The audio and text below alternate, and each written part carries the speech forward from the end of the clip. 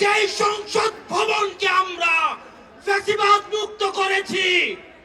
সেই সংসদ ভবনের সামনে আমরা গণতান্ত্রিক প্রক্রিয়ায় সেই সংসদ ভবনে যাওয়ার জন্য আজকে আমরা মানিক মিয়া এভিনিউতে এসে দাঁড়িয়েছি। প্রিয় দেশবাসী, আপনারা জানেন দীর্ঘ ১.৫ দশকের বেশি সময় ধরে আমাদের দেশে ছিল বিচারহীনতার সংস্কৃতি। লগি বৈঠা থেকে শুরু করে ২০০৯ সালে আমাদের দেশের যারা ডিফেন্স অফ ফার্স্ট লাইন বিডিআরদেরকে আপনারা দেখেছেন কিভাবে ভারতীয় আগ্রাসনের মধ্য দিয়ে হত্যা করা হয়েছে। প্রিয় দেশবাসী, আপনারা দেখেছেন এই স্পষ্ট বিডিআর হত্যাকাণ্ডকে বিডিআর বিদ্রোহ হিসাবে চালানো হয়েছে। আপনারা দেখেছেন শাপলা চত্বরে আমাদের দাড়ি টুপিওয়ালা ভাইদের উপরে রাতের অন্ধকারে কিভাবে জেনোসাইড চালানো হয়েছে। আমাদের দাড়ি টুপিওয়ালা ভাইদের সামনে থেকে কিভাবে মাইক কেড়ে নিয়ে যাওয়া হয়েছে।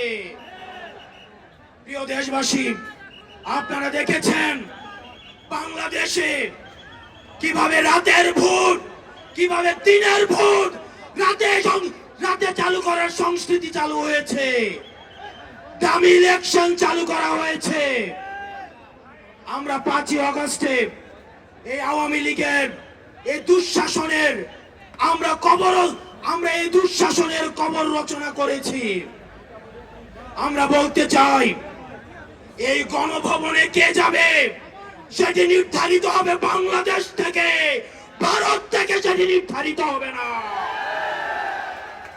আমরা স্পষ্ট করে বলতে চাই, এই সংসদে কে যাবে সেটি নির্ধারণ করবে বাংলাদেশের খেটে খাওয়া জনতা। এই সংসদের মসনদে কে বসবে সেটি নির্ধারণ করবে এই ভূখণ্ডের মধ্যে যারা রয়েছে সেই ভূখণ্ডের মানুষ। আমরা দীর্ঘ ১.৫ দশকের বেশি সময় ধরে আমরা একটা জাতি গড়ে তুলতে পারি নাই।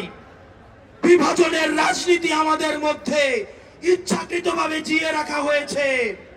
আমরা স্টেট ডেভেলপ করতে পারি নাই, আমরা নেশন ডেভেলপ করতে পারি নাই। আমাদের প্রতিষ্ঠানগুলো ভেঙে গিয়েছে, আমরা সুশাসন নিশ্চিত করতে পারি নাই, আমরা ফাংশনাল ব্যুরোক্রেসি নিশ্চিত করতে পারি নাই, আমরা স্বাধীন পুলিশ নিশ্চিত করতে পারি নাই, স্বাধীন বিচার বিভাগ নিশ্চিত করতে পারি নাই। আমরা স্বাধীনতার এত বছর পরেও আমাদের তরুণ প্রজন্ম, আমাদের একটা ইনস্টিটিউশন আমরা প্রপারলি ফাংশন করতে দেখি নাই। আমরা আপনাদের কাছে কমিটমেন্ট দিতে চাই, এই তরুণ প্রজন্ম আমরা ইনস্টিটিউশন গুলাকে প্রপারলি ফাংশনাল করব। আমরা আপনাদেরকে কমিটমেন্ট দিতে চাই, এই বিভাজনের রাজনীতির ঊর্ধ্বে উঠে আমরা একতার রাজনীতি বাংলাদেশে চালু করব। আমরা স্টেট ডেভেলপ করব। আমরা এই ভূখণ্ডে